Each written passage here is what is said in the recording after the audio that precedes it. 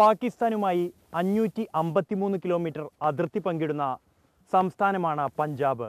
അതുകൊണ്ട് തന്നെ പല വിഷയങ്ങളാണ് ഇവിടുത്തെ കർഷകരെ ബാധിക്കുന്നത്. അതിർത്തിയിലെ സംഘർഷം അവരെ ബാധിക്കുന്നു. അതിർത്തി വിട്ട് കടന്നു വരുന്ന മയക്കുമരുന്ന് മാഫിയയും ഇവരുടെ ജീവിതത്തെ സാരമായി തന്നെ ബാധിക്കുന്നുണ്ട്.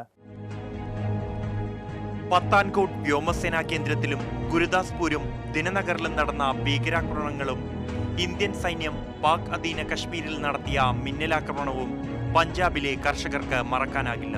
മിന്നലാക്രമണത്തിന് ശേഷമുണ്ടായ സാഹചര്യത്തിൽ അതിർത്തിയിൽ നിന്നും 10 കിലോമീറ്റർ ദൂരത്തെ ജനങ്ങളെ സൈന്യം ഒഴിപ്പിച്ചിരുന്നു.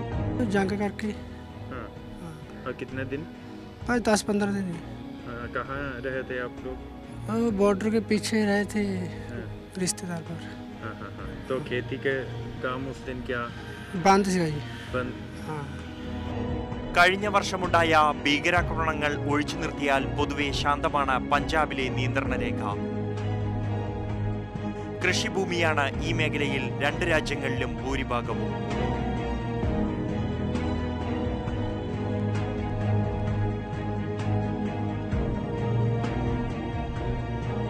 ഇന്ത്യയുടെ ശത്രുരാജ്യമായ പാകിസ്ഥാൻ എന്നാൽ പഞ്ചാബിലെ കർഷകരെ സംബന്ധിച്ചിടത്തോളം വലിയ വിപണിയാണ്.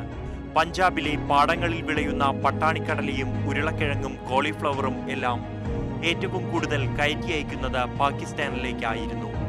എന്നാൽ അതിർത്തിയിലെ സംഘർഷം ഇത്തവണ കർഷകരെ കാര്യമായി തന്നെ ബാധിച്ചു. हर साल जाता जो मटर की तड़ाई होंगी ना, अज तो महीना 1.5 महीना पहले जो तड़ाई का जोर होंगे पूरा, उदों जानी कि बहुत पाकिस्तान जाता वा. हर साल एरकी बिल्कुल नहीं गया. और बाकी चीज क्या क्या गए थे पाकिस्तान? आलू भी जाता, आलू भी एरकी नहीं बिल्कुल नहीं गया. आलू का भी जानी कि इसे करके बहुत मंदा वा. आलू टमाटर हर चीज जाती नहीं कोई एरकी गई. കഴിഞ്ഞ വർഷം ഇതേ സമയത്ത് 15 രൂപയായിരുന്നു 1 കിലോ പച്ചപ്പട്ടാണിയുടെ വില. ഇന്ന് 5 രൂപയിൽ താഴെ മാത്രമാണ് കർഷകർക്ക് ലഭിക്കുന്നത്. पहले तो इस साल ही ज़्यादा मंदा है. पहले तो 12-14 रुपये आम बिक्री हो जाता था. इस बार ज़्यादा मंदा है. बीज महंगा हो गया. इसको बीज 200 रुपये किलो बीज मिला. तो गाड़ी कम है ही नहीं, खर्चा है निकल नहीं रहा कोई भी. സംഘർഷത്തെ തുടർന്ന് അതിർത്തിയിലെ കൃഷിഭൂമിയിലേക്കുള്ള ഗേറ്റുകൾ അടച്ചതും കൃഷിക്കാരെ വലച്ചു. ഇതിന് തൊട്ടു പിന്നാലെയാണ് നോട്ട് പിൻവലിക്കൽ നടപടിയും ഉണ്ടായത്. ഇത്തവണ തിരഞ്ഞെടുപ്പിനെ ബാധിക്കുന്ന വിഷയത്തെക്കുറിച്ച് പഞ്ചാബിലെ സാധാരണക്കാരോട് ചോദിച്ചാൽ അവർ ഏറ്റവും കൂടുതൽ ഉപയോഗിക്കുന്ന വാക്കാണ് നോട്ട് ബന്ദി അഥവാ നോട്ട് പിൻവലിക്കൽ. ബാങ്കുകൾക്കും ATMകൾക്കും പുറത്ത് ക്യൂ നിൽക്കുന്നതിനപ്പുറം പഞ്ചാബിലെ കാർഷിക മേഖലയെയും വ്യവസായ മേഖലയെയും നോട്ട് പിൻവലിക്കൽ ബാധിച്ചിരിക്കുന്നു. നോട്ട് പിൻവലിക്കലിനെ കുറിച്ച് 2 അഭിപ്രായങ്ങൾ പഞ്ചാബിലുമുണ്ട്. സാധാരണ തൊഴിലാളികളിലെ ഒരു വിഭാഗം നോട്ട് പിൻവലിക്കൽ നടപടി രാജ്യത്തിന്റെ വികസനത്തിനും സാധാരണ ജനങ്ങൾക്കും ഗുണപരമാകും എന്ന് വിശ്വസിക്കുന്നവരാണ്. गरीब आदमी को नोटबंदी से क्या है? गरीब आदमी को नोटबंदी से कुछ नहीं है. गरीब आदमी ने तो सजरी करनी है, सजरी खानी है. आपको पता है क्यों किया है नोटबंदी, किसके लिए किया है? ये तो बहुत लंबी बात है. ये तो जो कहते हैं सुनने वाली बातें उग्रवाद का काम है, इसलिए है. जो बड़े बड़े सेठ लोग हैं जो नोट छपा लेते हैं उसके लिए. उदों थोड़ी तंगी आई. हूँ तो ठीक है, हूँ तो बहुत वधिया चल रहा. कैसे चल रहा है? बहुत वधिया, बढ़िया चल रहा है. पैसा मिल रहा है आपको? हाँ पैसा मिल रहा. എന്നാൽ കാർഷിക മേഖലയിലെ ഭൂവുടമകൾ ഉൾപ്പെടെയുള്ള മഹാഭൂരിപക്ഷവും നോട്ട് പിൻവലിച്ചതിനെ തുടർന്ന് അനുഭവിക്കേണ്ടി വന്ന ബുദ്ധിമുട്ടുകളിൽ അസംതൃപ്തരാണ്. सब नोटबंदी का करके ज़्यादा हो रहा है. नोटबंदी से परेशान है आप? हाँ हाँ. क्या क्या परेशान है?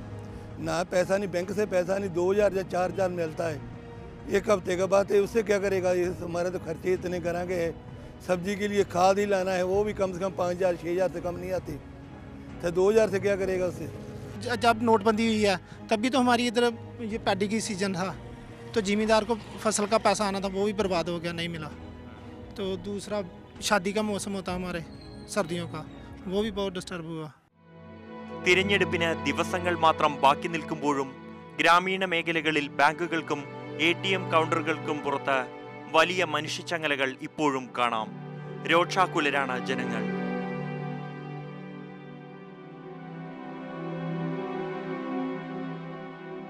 ਤੇ ਵਿਆਹ ਦੇ ਵਿੱਚ ਜੀ ਵਿਆਹ ਕਿਵੇਂ ਚੱਲੂਗਾ ਜੇ ਵਿਆਹ ਨਾ ਕੰਮ ਕਰਦਾ? ਪਰੇਸ਼ਾਨੀ ਇਹੋ ਹੱਦੇ ਕਿਤੇ 6 ਵਜੇ ਤੇ ਆ ਕੇ ਬੈਠੇ ਆ, ਪੈਸੇ ਆਪਣੇ ਲੈਣੇ ਆ.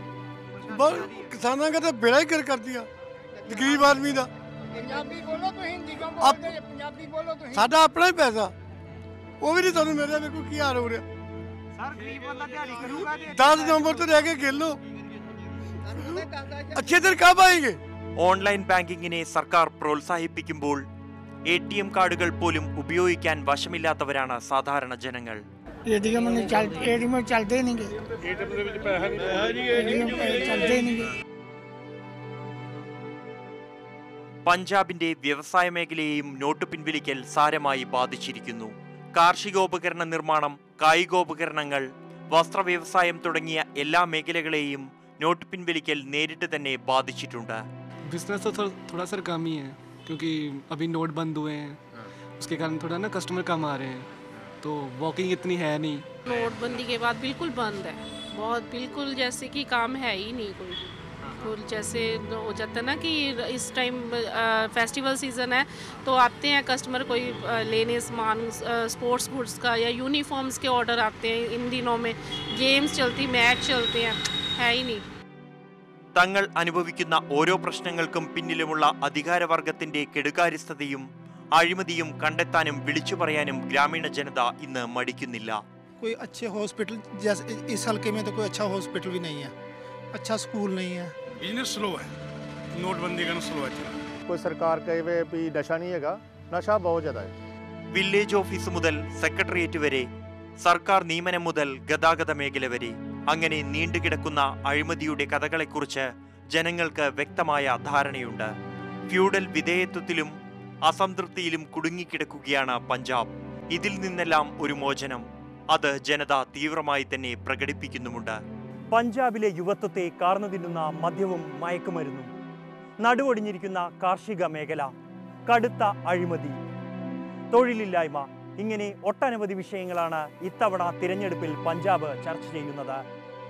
ഈ പ്രശ്നങ്ങൾക്കെല്ലാം ഒരു പരിഹാരം എന്ന വാഗ്ദാനമാണ് ഓരോ രാഷ്ട്രീയ പാർട്ടിയും മുന്നോട്ട് വയ്ക്കുന്നതും. രാഷ്ട്രീയ പാർട്ടികൾ അവരുടെ വാഗ്ദാനങ്ങൾ പാലിച്ചാലും ഇല്ലെങ്കിലും കാർഷിക മേഖലയിലെ പ്രശ്നങ്ങൾക്കും മയക്കുമരുന്നിനുമെങ്കിലും ഒരു പരിഹാരമായെങ്കിൽ മാത്രമേ പഞ്ചാബിൻ്റെ ഉയർത്തെഴുന്നേൽപ്പ് സാധ്യമാകൂ എന്ന് ഉറപ്പാണ്. സത് ശ്രീ അകാൽ. നന്ദി, നമസ്കാരം.